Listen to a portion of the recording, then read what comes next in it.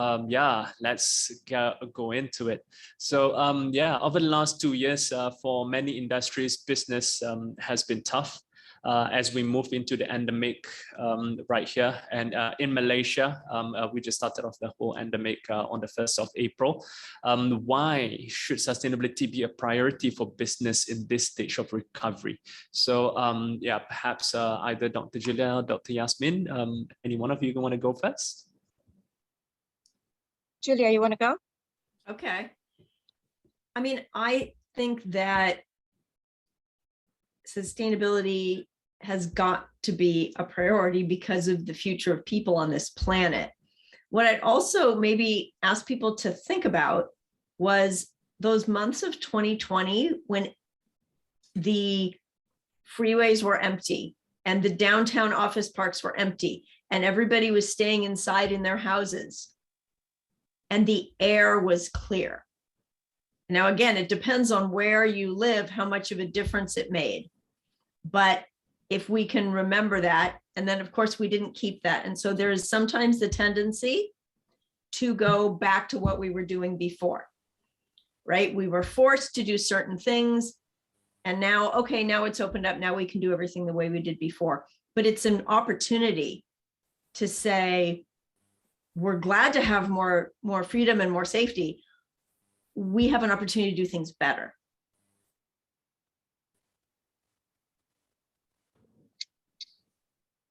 For me, yeah.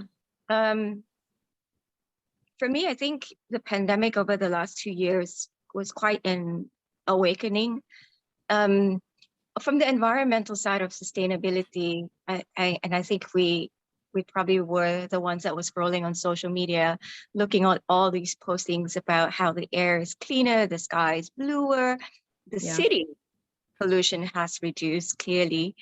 And it was actually very visible here in Kuala Lumpur to a large extent, and communities were actually recording videos of wildlife coming back out into streets, which you typically or normally won't see.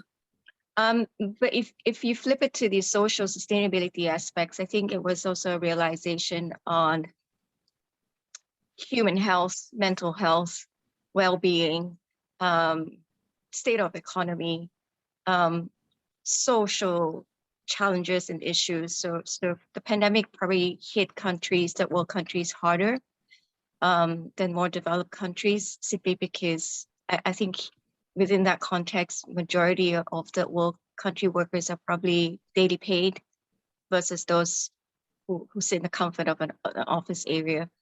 So the awareness and sustainability, my experience in 2 years, grew quite a bit. And a lot of companies were trying to look at how to use a digital approach to upskill and train new knowledge to employees as well. So there was quite a high demand and uptake on sustainability content and materials in the last 2 years. And thirdly, I think we've got a younger generation that narrative. So you've got a higher, I guess, pressure points from the younger generation to just raise more, I guess, attention to its sustainability. So in short, yeah, definitely sustainability has become quite mainstream these days. Yeah, I've seen the same thing, and it does look different in different parts of the world. And I do think it's really important to recognize that not everyone has experienced these last 2 years in the same way. And there's definitely, and a lot more awareness of both, the vast inequalities. And hopefully that sustainability approaches can help fix some of that too. Yeah, absolutely. So there are so many aspects when we look into to take into consideration in sustainability. Are there any priorities areas that businesses should start looking at first as a first step? Reducing your carbon. Yeah, no brainer. I think that's a global mission for most companies, or at least if you're working with a company that subscribes to it, because that's a major challenge that we all face or have, rippling effects of. And waste, I think the topic of waste is never ending. as long as there's more of us, we're going to consume more and we're going to produce more waste. So if half of all companies, big companies in the world could actually tackle this and work on a tremendous reduction, hoping we can see a change. Yeah, yeah, absolutely. And coming back onto this, something interesting, Dr. Julia. I mean, you're a material science person yourself. So what we saw like over the last 2 years, there were on this part of the world, there were cases whereby there was a shortage of supply for the part of the supply chain has been disrupted due to the COVID and all. And now when things are getting back into place and orders are starting to come back and everything into the whole for the business. On one hand, it's good for business, but like, what does it mean in terms of the selection of materials? Should there be, what kind of changes that could be implemented to keep the balance? Yes, well, I don't think that the supply chain problems have been solved. I think we still have an ongoing issue. It depends on what types of materials and what kinds of industries, but I would say there are still ongoing issues. One thing that some of the disruptions brought into play was the geographical location of different supplies and companies with global companies and where things are shipping. And then when the shipping lines shut down, you can't get things. There's been already a little bit of more of a movement towards local, towards how much can you produce in your local geographical area for your customers there? How much can you produce in Asia for your customers in Asia? In North America for your customers in North America, in Europe for your customers in Europe. And so I think more of a move toward that can both improve supply chain resilience and help with environmental aspects. Yeah, supply chain was particularly vulnerable during the last 2 years. Yeah, it's a wake-up call to how we source for resources and materials, really, and how much of local procurement can we actually work on for the country, for the nation, because I think your GDP would be definitely severely impacted when supply chain is disrupted. Absolutely, absolutely. So, in many cases, there are some strong opinions on how sustainability is something that can wait. What are the opportunities for businesses in sustainability now without waiting for policies and mandates? I think looking at really opportunities to improve efficiency, because if you improve efficiency, you're also likely to address things like your carbon footprint and how much waste you're producing. That if you look at I think it's a lot of big picture, looking at the big picture and not just looking at, oh no, if I do this, it's going to, excuse me, it's going to cost me $1 million and our company can't afford that. And sometimes the question is, well, what happens if you don't do it? Can you afford not to do it? Or can you step up now and be a bit of a leader in your industry if your industry is still not getting with the program? Yeah. I think that's a lame excuse, to wait. Yeah. Because sustainability takes a while for you to shape and form it anyways. It's not like you do something today, tomorrow the environment will change, and tomorrow society will change. So it's strategic. It must have a plan, it must have a vision, it must have a timeline, a target, a goal. And going back to the I guess the role of sustainability today, as Julia was mentioning, there's a hierarchy of things from the easiest things to do to adopt sustainability to the most difficult. And I agree, efficiency is often the first tier of things you do, because it's really what incur quite a lot of savings for you if you're more efficient in how you do your business, right? If you save more energy, you save more water, you just throw out less and you just waste less. And yes, your carbon emission will reduce a lot. So that's an easy cheat sheet for most companies today, to just look at where are the areas of inefficiencies in your company, and just look at the EWWs, the EUs, the energy, water, and waste, as at least as fundamental elements for your company, because I think that's very basic. And then look at potentially investing in technologies or solutions that can give you a better ROI or that can kick immediate operational savings. And I think that, there's no one singular plan, what I'm trying to say, but if you structure it well, there are pathways for you to look at what is easiest to achieve for sustainability in your company and what could be for mid to long term. So that roadmap, I think, is essential for all companies to have. That's quite interesting when you mentioned about that.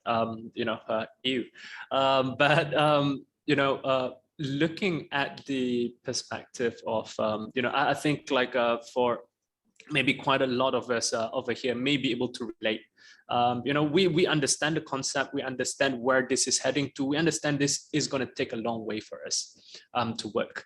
Now, going into having this conversation within the organization, together with the board, together with the internal stakeholders, how is there like any particular cheat sheet to go about it or something like that, or other acceptance levels now are slowly improving better as compared to what it was 3 to 5 years ago? Yeah, I think it's important to listen to people's concerns and take them seriously. People want to feel heard, and whatever they're worried about that makes them feel like they can't prioritize sustainability, I think that a first step is really improving those lines of communication. And the best way to do about that is if people feel like they are heard and understood, and say, yes, I understand you're having this challenge because have you thought about this other aspect? And maybe it kind of opens their eyes. I'm just thinking, just in terms of the timeline, I did a LinkedIn post, right? Noted about companies' sustainability 2030 goals. And I said, 2030 is 8 years away. Where were you 8 years ago? And some people well, of course, it's basic math, but it still can seem like way far in the future, right? And, especially if you talk about, net zero by 2050. Well, we need to get there sooner. And there's a lot of work to get there. We really need to start now. So I think if you push those timelines in and say, what are we going to do in the next year? What are we going to do by 2025? What are we going to do by 2030? And let's celebrate each of those steps and then say, okay, what else? What's next? Yeah, absolutely. Yeah, it's like kids, they grow up really fast. So they'll catch up to us. What's that? It's like children, they grow up really fast. So yes. 10 years, yeah. What happened? Oh, yeah, that's true. So if you're listening to this and you're 25 years old, you might think that 8 years is a really long time, but just you wait. Absolutely. Just so that, of course, the headlines, when during the conversation comes in and all these big corporations are starting to react to it. But what about the businesses who simply would not have the resources, time, investment, people to look into sustainability? So how is there particular baby steps, as what you mentioned just now, Yasmin? It's just like little kids as they are growing up, so all the way from from lying down on the bed and then going into the crawling. Is there a way just to join in together with one of the questions from participants, also what are the challenges that could be overcome? I don't think there's a choice, Imran. You can start baby steps. At least have, if any companies, right, whether you're a single owner or you've got partners, the idea is to grow, whether it's profitability or grow your business, and you want to maintain attractive in your industry. You want to grow, you want to scale up, you want investors to come in and do all that. And unfortunately, investors today are gradually looking through the sustainability lens. Do you have a sustainability policy in place, or some kind of sustainability policy? Do you subscribe to basic, supply chain code of conduct? And I think these are very fundamentals that either you start now, you start your baby steps now. Don't do your baby steps 5 years from now when you're 1 year from achieving a target. That's not baby steps. and have that whole process, that dialogue with your management. You can have a town hall to gather views from employees to really understand where does sustainability sit in your company, and where are the areas which, I mean, like if you do a quick analysis, you can see in a hierarchy of things that you impact to the environment or society, you will be able to identify a couple of things that could be low-hanging fruits, that could be easy wins for you to embark on it. And number two is to really realize that sustainability is inevitable in the future. So if you don't have the resources and talent today, it's time to start thinking about it. Yeah, and then start looking out for people who has those caliber. Okay, yeah. Okay. I'm going to pick up like some of the questions coming from the participants. So we have a question here on how could businesses reduce the cost of new products to the society, at the same time bringing sustainability agenda to the market? That's tough. It takes the whole market to demand for something in order to, affect the price change. So advocacy, working with NGOs to lobby for things that can be cheaper, that can be more accessible, can be more affordable to people. That's one thing. And I think it's also a matter of sourcing locally. If you can look at relying more on local products, if there are products out there that are more affordable than buying something that's a gazillion miles away, even though it can be cheaper. Yeah, I think there is definitely that, especially in some industries, right? The profit margins are so narrow. People feel like how can they possibly do something about sustainability? It's harder to change your products. Maybe the first step is you can change your packaging or your shipping. And I think that more of the larger companies should invest in some of these startups that are having really good solutions, because they may be able to make a more sustainable material or a more sustainable design, and they're doing it just in small quantities because they don't have the resources. And if some of the larger companies give them some of those financial resources, then they can scale, and then the prices can come down so that it can all be more affordable for everybody. Because it is a thing. And where do you pass these costs on to customers? Who takes the cut of what, when? It can be complicated. Yeah. Sure. Yeah. I think like, of course, when it comes into the sustainability implementation, from your experience, what is the most challenging when it comes into implementing sustainability into a business? Leadership. Leadership. I think, and I see that slowly changing, at least within the Malaysian context. You see more requirements from the legal or legislative perspective on how corporate governance is important, especially in areas related to sustainability. And I think having a sustainability committee in public listed companies now is highly encouraged, although it's not mandatory yet. I think you need to work both ways, top bottom and bottom up as well. But if you nail a board of directors that is not just highly tuned in to sustainability, but believes that it can chart the way forward and give a stronger purpose to your company, then that will be the ideal scenario. However, there are challenges that I think in, again, Malaysian context, we don't have a lot of people at the board director level that have extensive sustainability experience. How many boards can you sit on, right? Even if you have experience. So I think you really need to look at human resources and talent to a large extent. Second would be perhaps to just pick or identify with any frameworks that are relevant to your company to jumpstart your sustainability journey. Yeah, so I absolutely agree that you have to have that leadership from the top. And there have been, if if there's enough of a move to kind of shift that company culture and what you're doing. Like, I think there's some concern about, okay, there's board members who they've been there for how many decades and they don't want to change the way they're doing.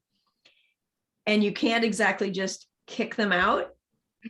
But if there's enough, because sometimes you said it can come from the bottom up, the top down, it can come all the different ways. You can kind of form your own advocates and champions within your company, and you got enough of them, you can start shifting things. And sometimes some of the people are going to see that, and maybe it's not going to seem as friendly of enough place for them, and they're going to step down, and new folks are going to come in who, even if they don't have all the sustainability expertise, I think sometimes it's not all necessary. You don't have to know all the details of calculating a carbon footprint. Okay, that's very complicated. A few people know that. You can hire people who know that, who do that. But you can also bring in people who care, who want to know more and want to say, okay, let's see if we can figure this out. Yeah. So like, you guys were mentioning about like, the top down, bottoms up, from your personal experience or your view, which one works better? Or is it something that we just have to strive it, like, balance throughout the whole time? The question should be, which one fails to do the job best? Like if say the board has that appetite, the assumption is your company has a clearer direction, or has top level support to drive sustainability.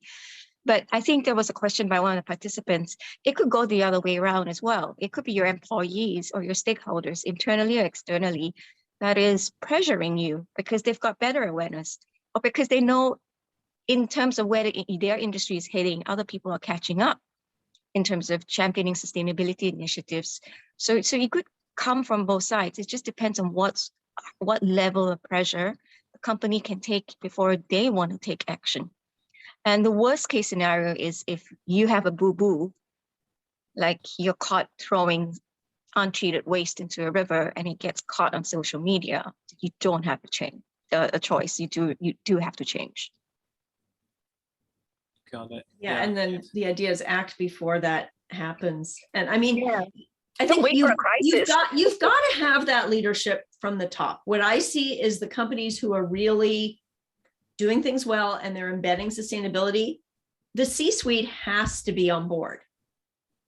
Yeah. But you're right. If they're maybe taking their time, other employees who, especially if they have the ear of the executives, can start pushing. Yep. Absolutely. I guess like at the end of the day, have you, because I saw this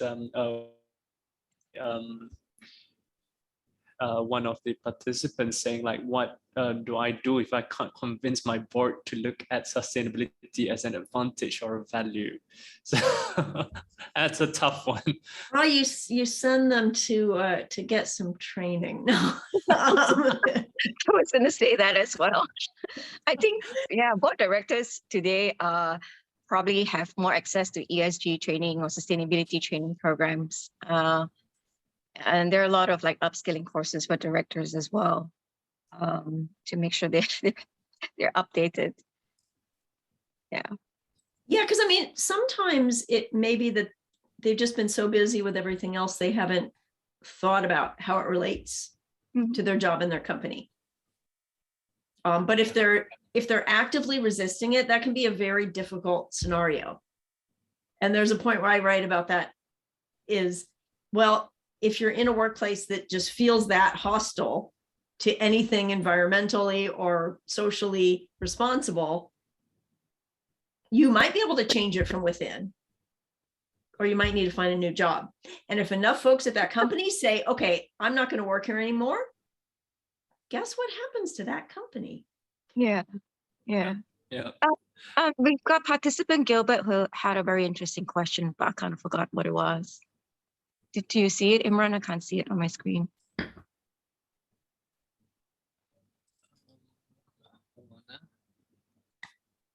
Is How it do this you one? how do you communicate or encourage laggards to, what was that? To buy in the sustainability agenda. You try and try and try until you break it in Yeah. for them. I mean, one of the challenges in the way I'm working on a construction sector is everything must be built fast at minimal, cost to us. And everyone's got different priorities and focus on delivering. And oftentimes sustainability is just left as like, oh, it's just going to incur small costs. It's always viewed as very cost intensive, cost centric. And how do we market this? How do we tell consumers that this home is green and so on and so forth? So I think over time, you just have to understand the psychology of the people you work with. You're not going to have sunshine and fresh air every day trying to, convince them to support your sustainability agenda. But sustainability is that. It's behavioral change. It's mindset shift. So it is very people-centric. And if you're tasked to drive it, you really need to understand that person that you're trying to convert very well. So it can get very tiring, Gilbert, dealing with human characteristics, but that's why it's a long-term game. Patience is key. I think we have room for just one more question, and I just want to bring this up from the participants that's mentioned. How do the speakers see international sustainability standards being implemented in the local context, and local corporate being held to the same sustainability scorecards as those applied to developed countries? I think in some ways, some of the multinational corporations might have a chance to take a lead. And Yasmin, you can speak to it too, being in Malaysia, right? I'm here on the other side of the world. And also, where are you selling your products? If you're selling your products in the EU, you've got to meet their guidelines, regardless of where you're making them. Yeah. You also, if you have locations at various different parts of the world and they have different kinds of standards, well, you have an opportunity to maybe those ones that are lagging because the local governments and the local requirements haven't pushed them to do better.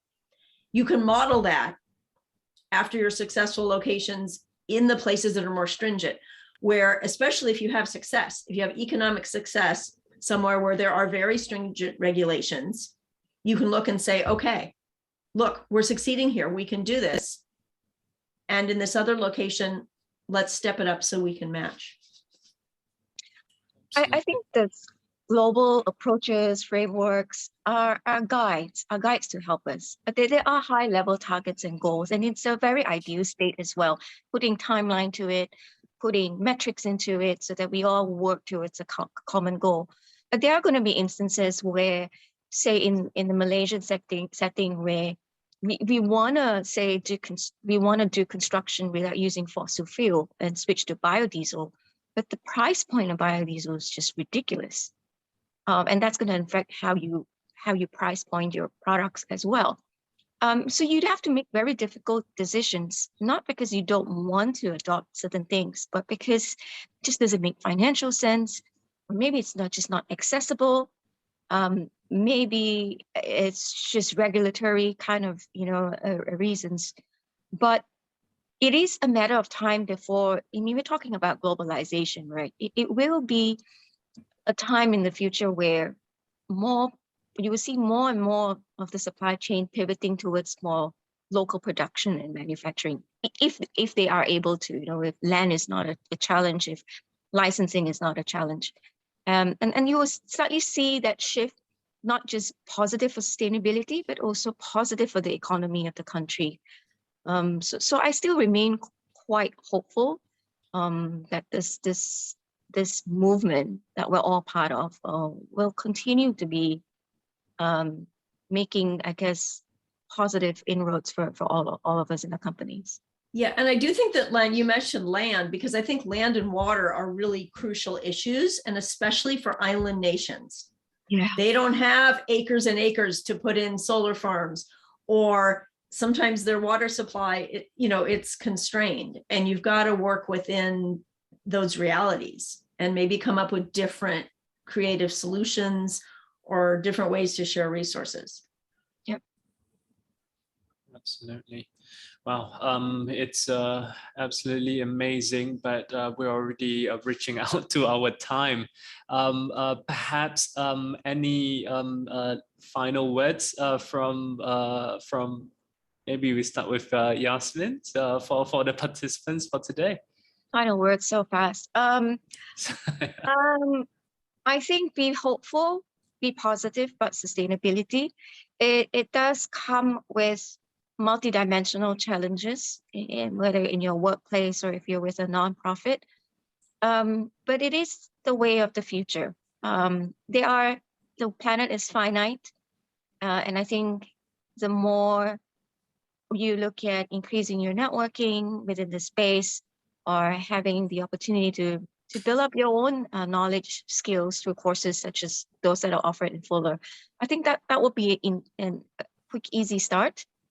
And then, of course, really to understand in your industry where your competitors are and why are they doing what they're doing. And I think that would be perhaps the easiest thing to do, to look at where you should benchmark your company in terms of your sustainability journey. Julia? Yeah, I think that's excellent advice. It's look at where you are, take an honest assessment where your company is, and look for the opportunities. I think we talked earlier about where can you make the biggest difference with the smallest amount of effort today. Yeah. This quarter.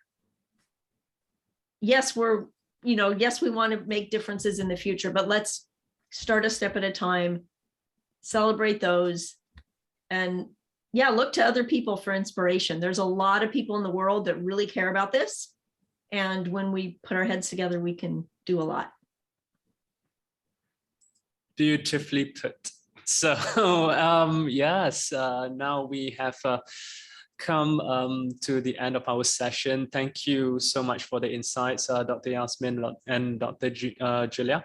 And of course, thank you as well for the participants for sharing your thoughts, your views, and also raising out some really interesting questions throughout the session. The best learnings that we get are also that comes through the peer-to-peer experience. And I would like to also acknowledge, in terms of the works that we are all doing right now, is so important, and all of us are here with within our own journey to enable sustainability. We need to keep believing that change is possible.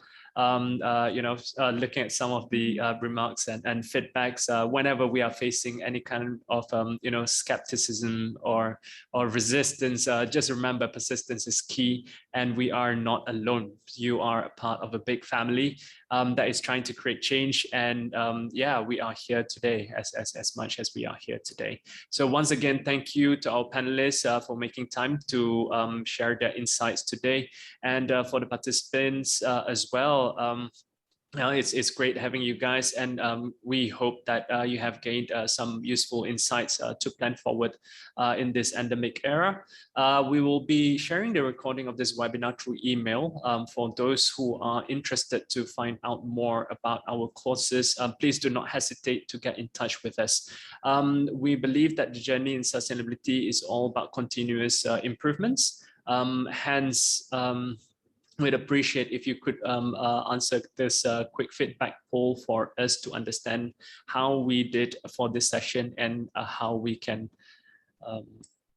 do better. Yes, the polling is out. I'm nervous to look at the numbers as well. Just kidding.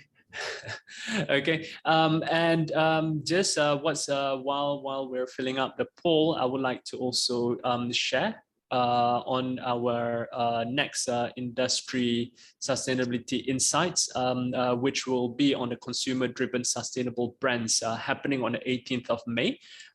This upcoming session will be with Mr. Yasir Qureshi, who is a consumer insight expert from Kantar Group. And together with him, it's going to be a mystery panel guest from the FMCG.